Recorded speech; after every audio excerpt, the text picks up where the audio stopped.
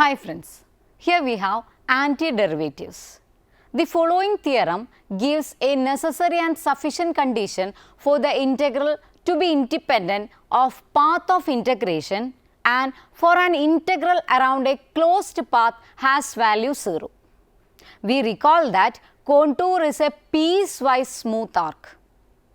First we have a definition of antiderivative.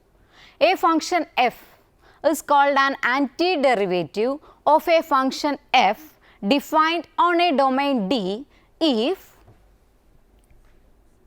f dash z is equal to f of z for all z in the domain. For example, the function fz is equal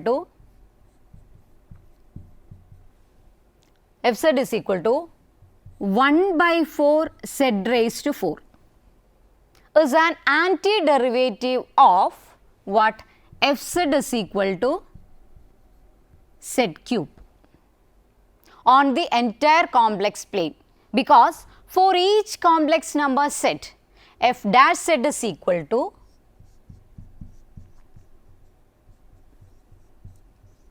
d by dz of 1 by 4 z raised to 4, and this is equal to z cube, which is our f of z. However, fz is equal to 1 by 4 z raised to 4 is not the only antiderivative of f on this interval. If we add any constant c to 1 by 4 z raised to 4, then the function g z is equal to 1 by 4 z raised to 4 plus c is also an antiderivative of f, since g dash z is equal to d by dz of 1 by 4 z raised to 4 plus c is equal to z cube plus 0, which is again our f of z. Next, we have a theorem.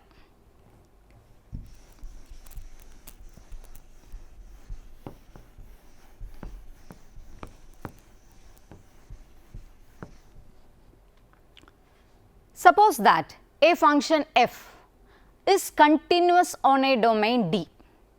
If any one of the following statement is true, then so are the others. The first one is, that is statement A. It says that f has an antiderivative capital F in D. Second one says that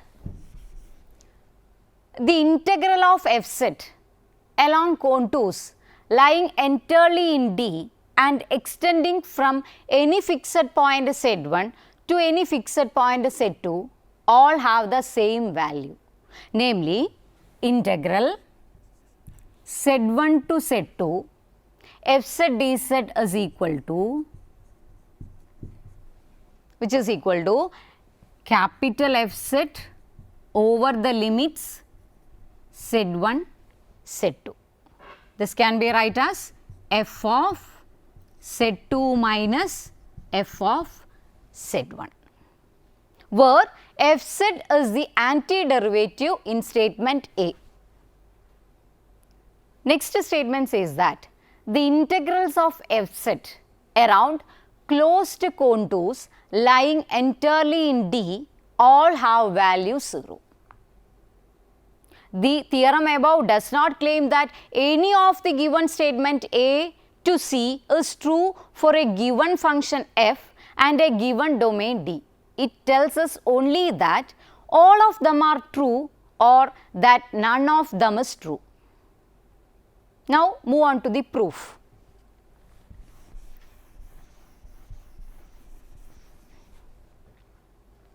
We first prove that A implies B, that is the statement A implies statement B.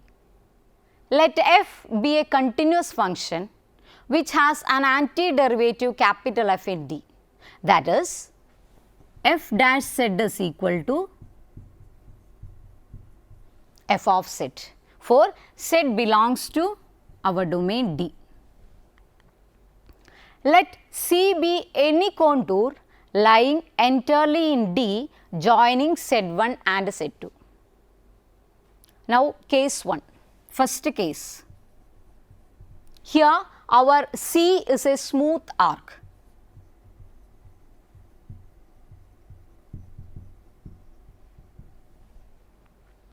Let C be a smooth arc with parametric representation. Z is equal to Z of t, where a less than or equal to t less than or equal to b, such that Z of a is equal to Z1 and Z of b is equal to Z2. Then integral over C f z dz is equal to integral over limits a to b f of z of t z dash of t dt. Equation number 1. Now d by dt of f of z of t is equal to, that is d by dt of f of z of t. This we can write as f dash of z of t into z dash of t. This is equal to, this we can write as f of z of t into z dash of t, small f of small f, f of z of t into z dash of t. Hence, 1 becomes, our first equation becomes integral over C f z dz is equal to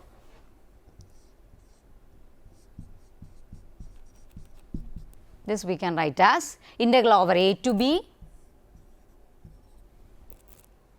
d by dt of what? F of z of t. Here this is f of z of t. Integral a to b d by dt of f of z of t dt.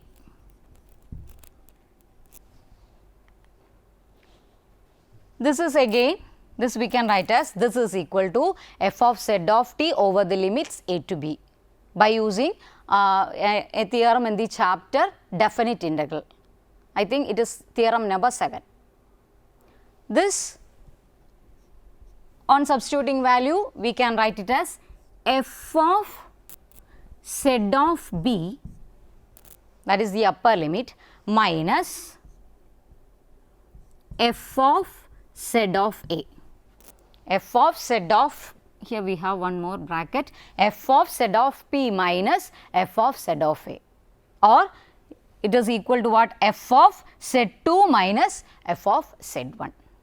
This value is independent of the contour C as long as C lies entirely in D.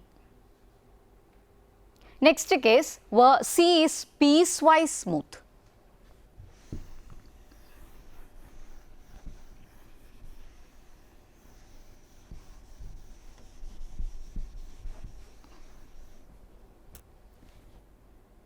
Case 2, C is piecewise smooth. In this case, C consisting of a finite number of smooth arcs Ck, where k varies from 1 to n minus 1, joined end to end, where each Ck is a smooth arc extending from point Zk dash to Zk plus 1 dash, and Z1 dash is equal to Z1 and Zn dash is equal to Z2. Then from case 1, it follows that for each k is equal to 1 to etc. up to n minus 1, we have integral over Ck fz dz is equal to f of Zk plus 1 dash minus f of Zk dash. Hence, integral over C fz dz is equal to, that is integral over C fz dz. We can write it as integral over C1 fz dz plus integral over C2 fz dz plus etc. plus integral over C n minus 1 fz dz, which is equal to, it is up to integral C n minus 1 fz dz, which is again equal to f of z 2 dash minus f z 2 dash minus f z 1 dash plus again f z 3 dash minus f z 2 dash plus etc. plus what f z n dash minus f z n minus 1 dash. It extend up to f z n dash minus f z n minus 1 dash, which is equal to f of z n dash minus f of z n 1 dash, z 1 dash, which is equal to, last we have what remains, f of z 2 minus f of z 1,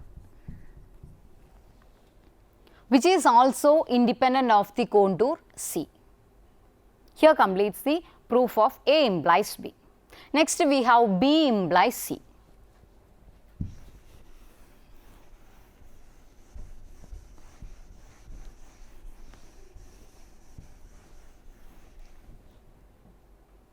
Now let us assume that integrals of f z along contours lying entirely in D and extending from any fixed point z1 to any fixed point z2 all have the same value.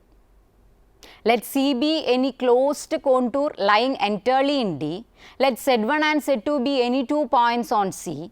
Also let C1 and C2 be two paths both with initial point Z1 and final point Z2.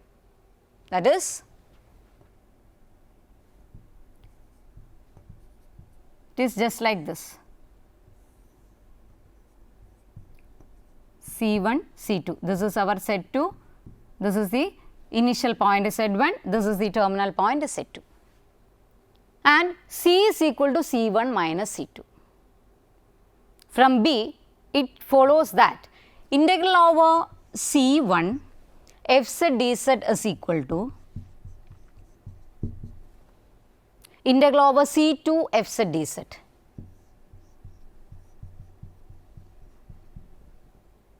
Hence, we can say integral over C fz dz is equal to integral over C1 fz dz plus integral over minus C2 fz dz by the theorem in the previous session, which we can write as integral over C1 fz dz minus integral over C2 fz dz, that we know from previous sessions.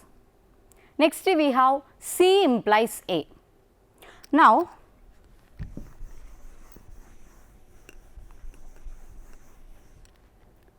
let us assume that the integrals of fz around closed contour lying entirely in D all have the value 0. Let Z1 and Z2 be any two points in D and let C1 and C2 denote any two contours lying in D from the point Z1 to Z2. So, let C is equal to C1 minus C2. Then C is a closed contour, it need not be simple, lying entirely in D. Then by hypothesis C, we have integral over C fz dz is equal to 0. That is, integral over C means C1 minus C2 fz dz is equal to 0. This we know, integral over C1 minus C2 can be written as integral over C1 fz dz minus integral over C2 fz dz, which is equal to 0. That is, integral over C1 fz dz is equal to integral over C2 fz dz.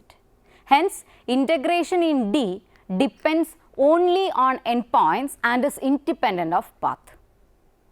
Let Z not be any fixed point in D. Define fz is equal to, we can define fz is equal to integral over Z0 to Z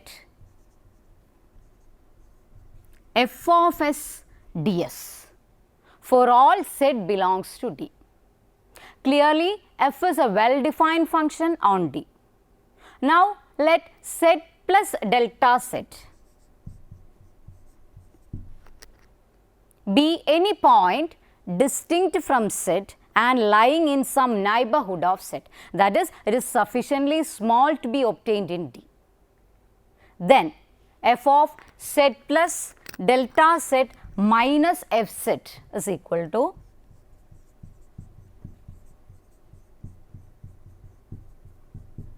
this we can write as integral z naught to z plus delta z f of s ds minus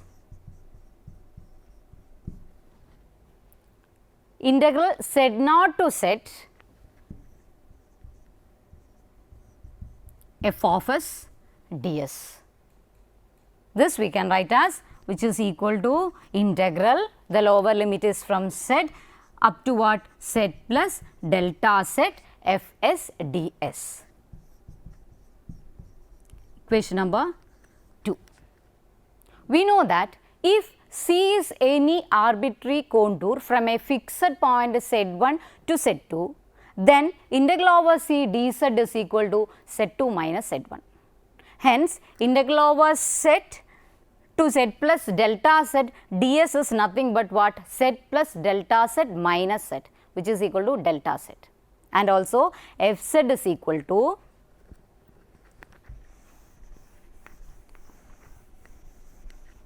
f z is equal to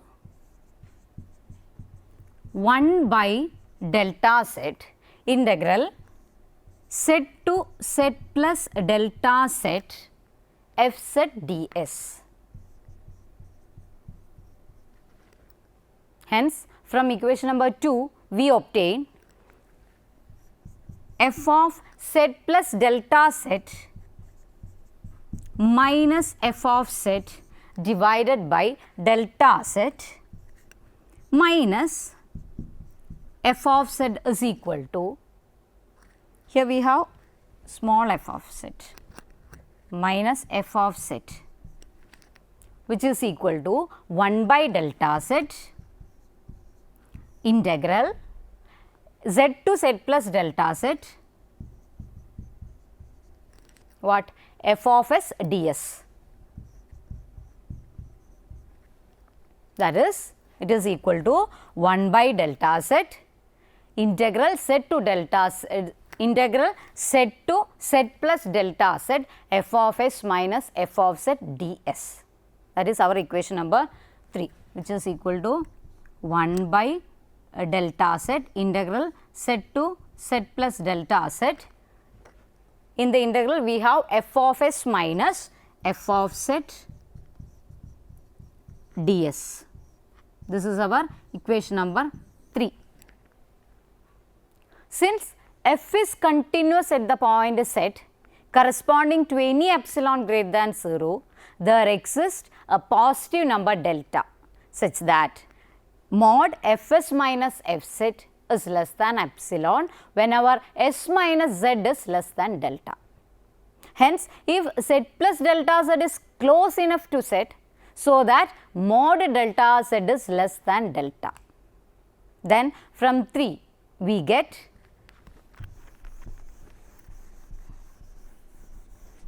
from this equation, third equation, we can write modulus of f of z plus delta z minus f of z by delta z minus f of z. This is less than or equal to 1 by mod delta z integral z to z plus delta z modulus of f of s minus f of z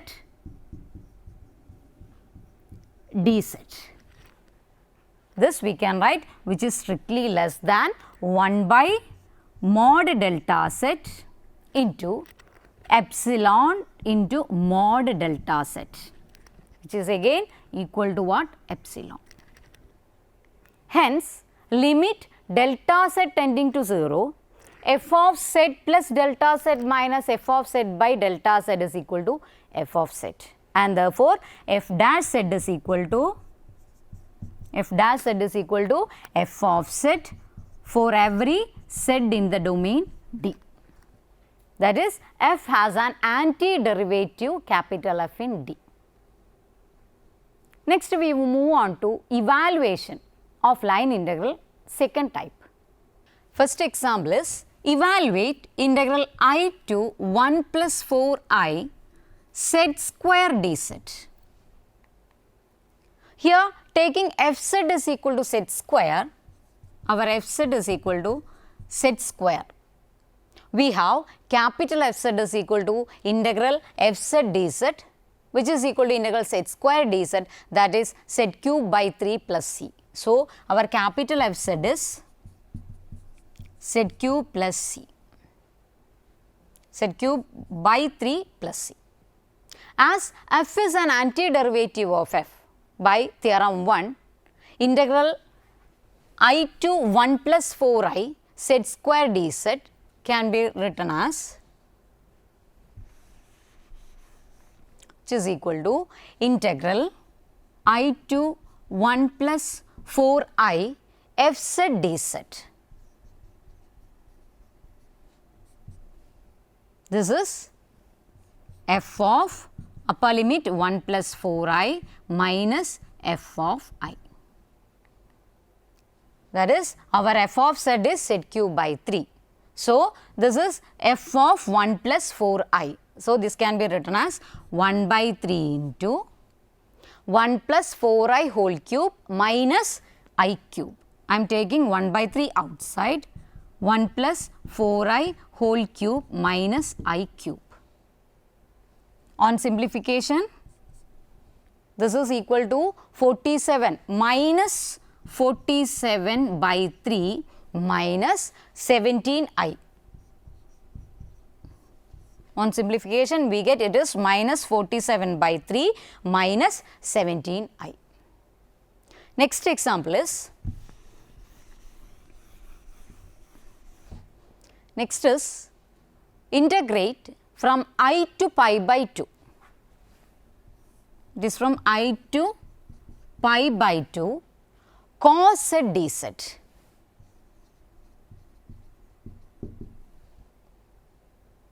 We have to evaluate integral I to pi by 2 cos z dz is equal to sin z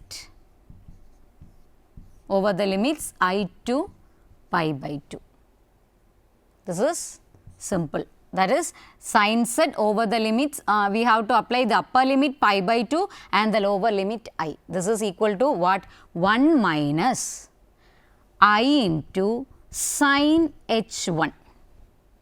That is, since circular function sin yi and hyperbolic functions sin hy are related by sin yi is equal to I sin hy. So, we have it is 1 minus I sin h1. Next example, integral 0 to 1 plus I, 0 to 1 plus I z square dz. It is simple, it is z cube by 3 over the limits 0 to 1 plus I. On simplification, it is equal to 2 by 3 into minus 1 plus I. On applying the upper limit and lower limit, we get it is 2 by 3 into minus 1 plus I. Next example, it is integral over minus 2I to 2I. Minus 2I to 2I, here it is dz by 2.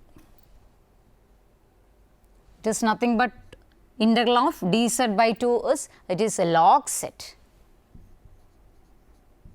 over the limits minus 2I and 2I. We have to apply to upper limit 2I and lower limit minus 2I to the value set. So, it becomes log 2I minus log of minus 2I, which is equal to pi I.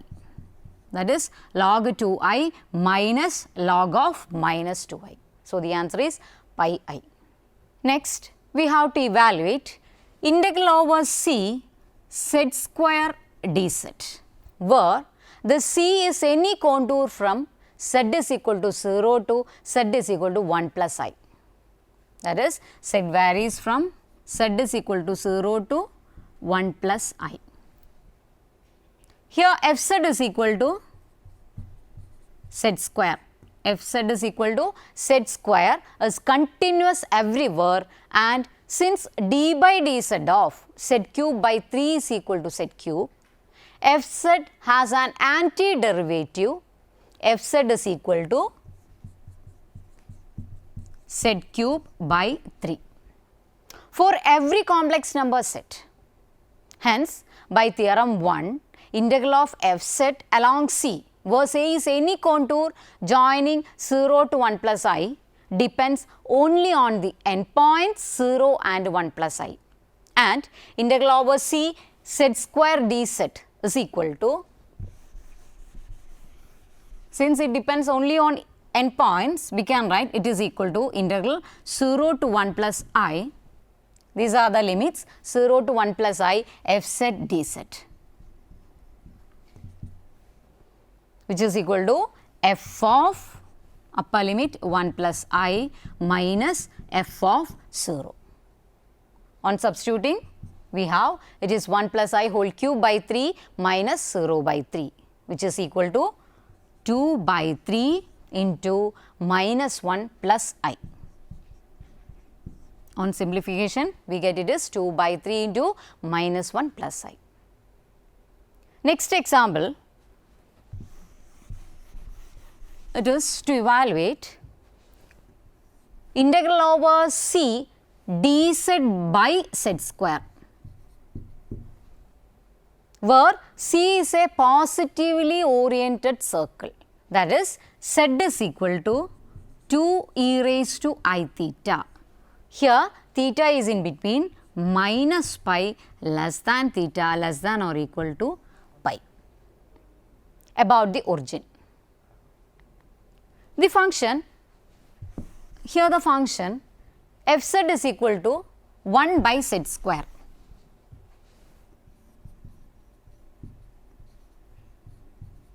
By z square, where of course the z not equal to 0 is continuous everywhere except at the origin and has an antiderivative. Fz is equal to what? It is minus 1 by z. Of course, here also z not equal to 0. In the domain mod z greater than 0, consisting of the entire z plane with the origin deleted. Hence, by the equivalence of statements A and C in theorem 1, integral over C dz by z square is equal to 0. Next example, that is, here we have to evaluate integral over C e raised to pi z dz,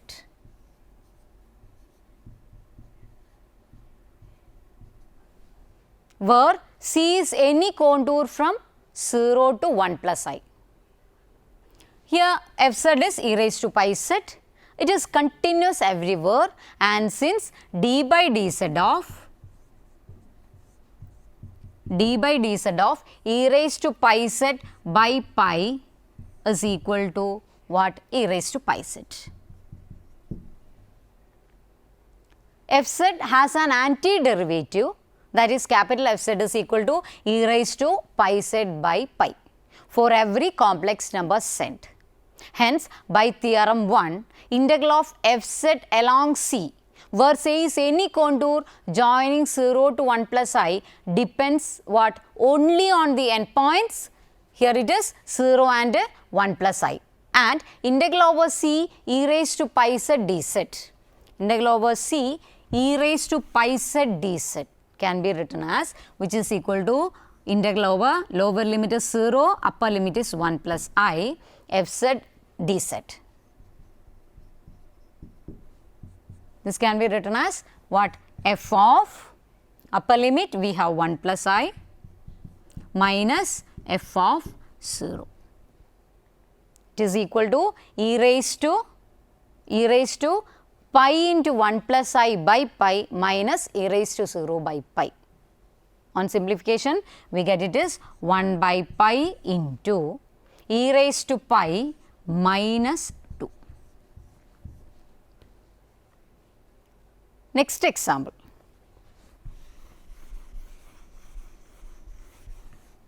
Next example is to evaluate integral over c 1 by z dz, where this c is the right hand half of the circle, mod z is equal to 2, from z is equal to minus 2i to z is equal to plus 2i. That is, it is just like this. This is our 2i, this is our minus 2i.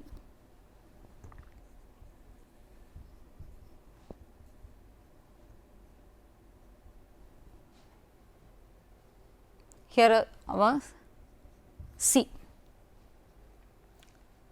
Now we have the solution, that is, let D be the domain mod z greater than 0 minus pi less than argument of z less than pi, consisting of the entire complex plane with the origin and the negative real axis excluded. That is, this is our origin, it is excluded, and the negative x axis. This is our x axis and this is our negative x axis, this one. These two are excluded.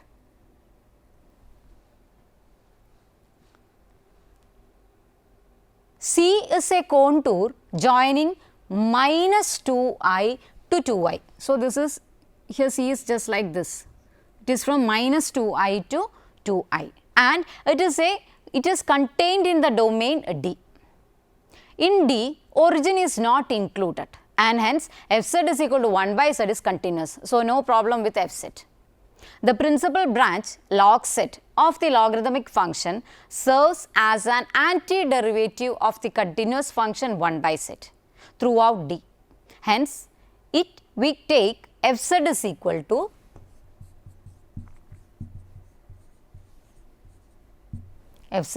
to log z. Then f dash z is equal to small f z, which is equal to 1 by z for all z belongs to D. Hence, by theorem 1, integral of f z along C, where C is any contour joining minus 2i to plus 2i, depends what? Only on the endpoints. Our endpoints are minus 2i and plus 2i, and hence integral over C 1 by z dz is equal to integral over C 1 by z dz. This can be written as integral over minus 2i to 2i fz dz. That is, since we have 2i is equal to 2 into 0 plus I into 1, which is equal to 2 into e raised to I pi by 2, we have log 2i is equal to ln 2 plus I into pi by 2. Also, since minus 2i is equal to 2 into 0 plus I into minus 1, which is equal to 2 into e raised to minus I pi by 2. So, we have log of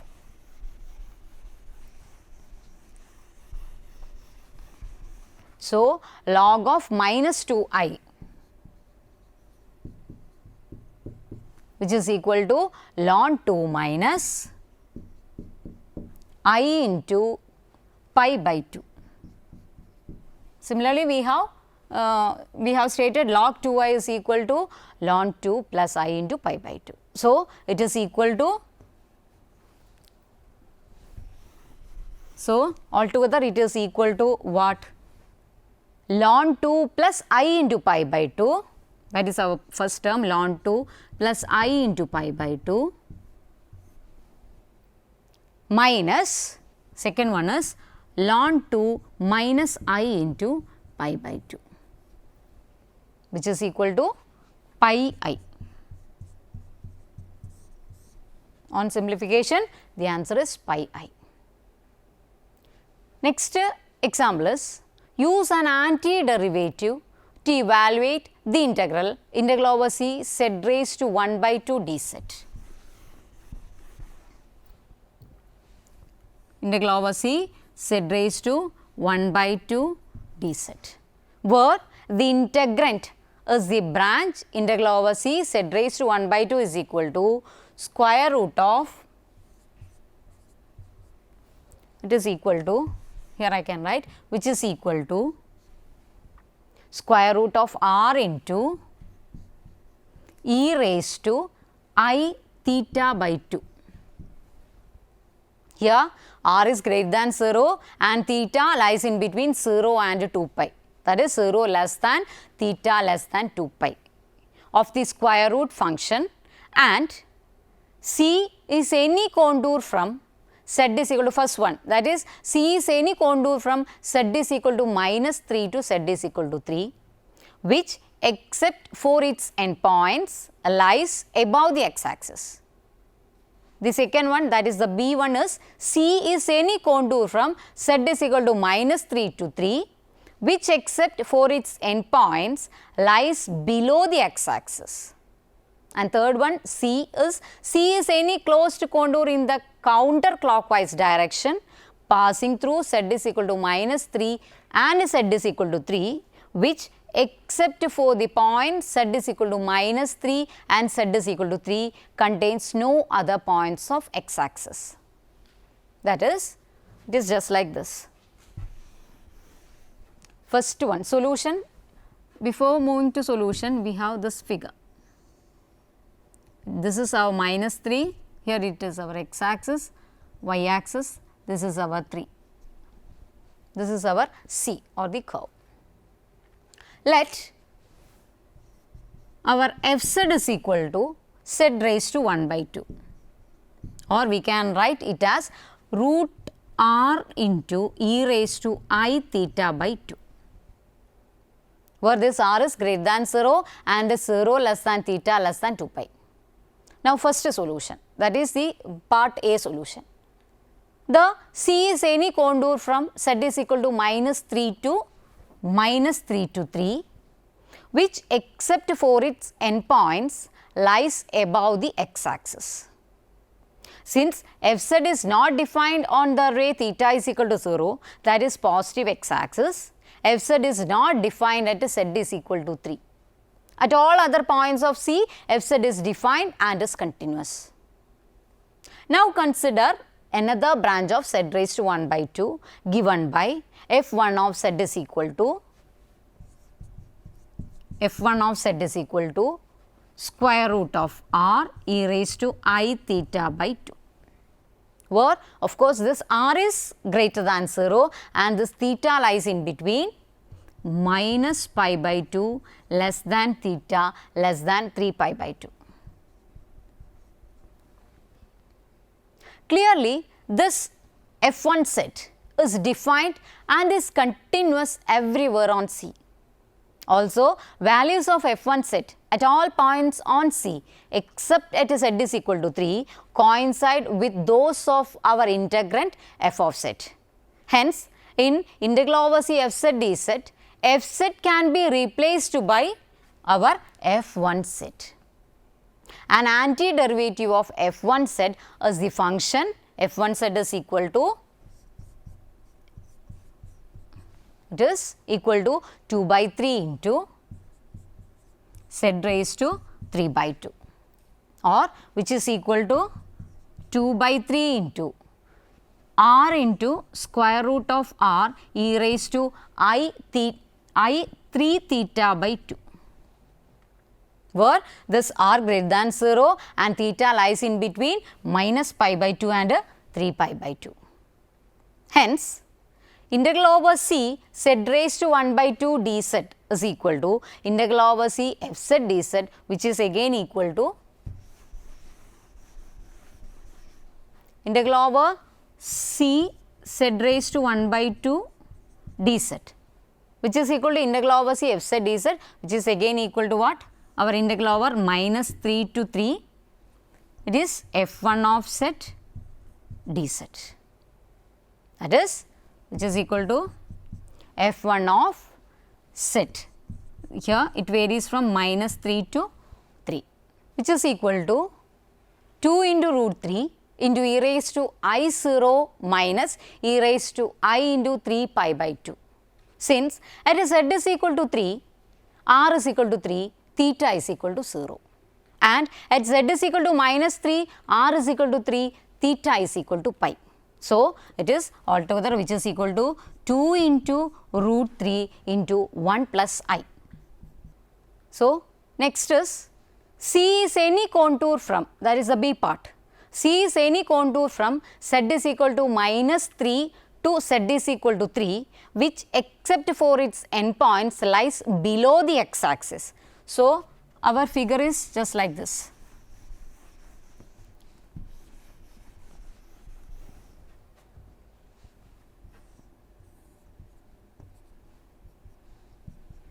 It is again from minus 3 to 3, but it lies below the x axis.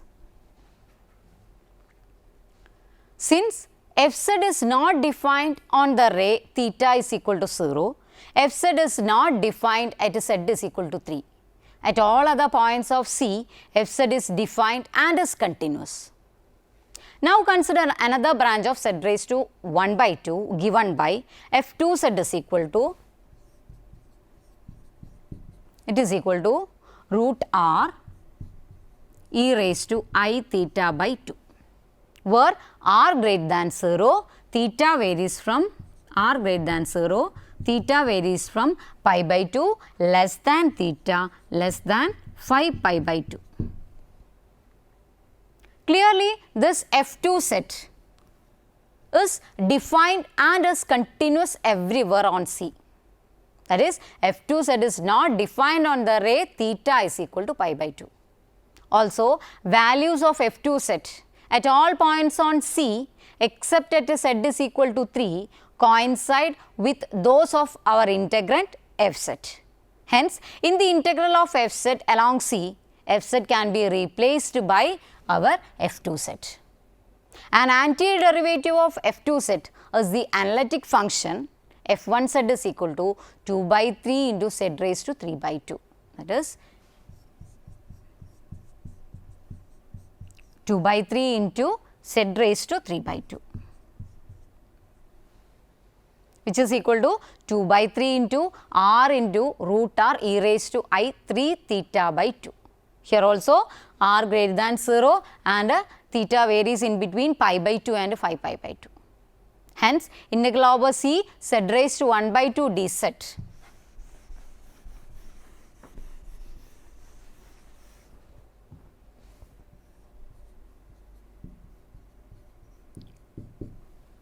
which is equal to integral over C f z dz. It is again equal to lower limit is minus 3 up to upper limit 3 f2 z dz, that is equal to f2 z over the limits minus 3 to 3, which is equal to 2 root 3 into e raised to I 3 pi minus e raised to I 3 pi by 2, that is which is equal to e raised to I 3 pi minus e raised to I 3 pi by 2. Since at z is equal to 3, r is equal to 3, theta is equal to 2 pi, and at z is equal to minus 3, r is equal to 3, theta is equal to pi. Therefore, it is equal to 2 root 3 into 1 minus 1 plus I. This is the answer of the second part. Next we have, that is the C part. Here C is a closed contour in the counterclockwise direction passing through z is equal to minus 3 and z is equal to 3, which except for the point z is equal to minus 3 and z is equal to 3 contains no other points of x axis. That is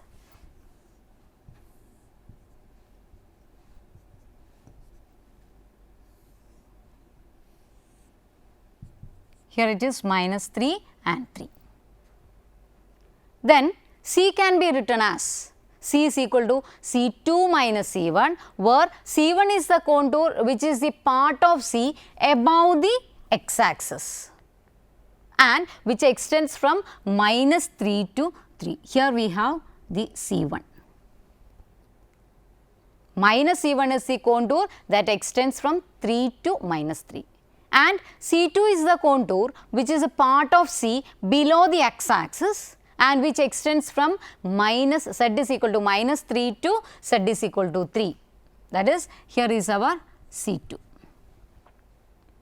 From A and B, we have integral over C f z dz is equal to, that is integral over C f z dz, which is equal to 2 root 3 into 1 plus I, and integral over C, here it is integral over C1 and it is integral over C2 f z dz is equal to 2 root 3 into minus 1 plus I. Hence, integral over C z raised to 1 by 2 dz.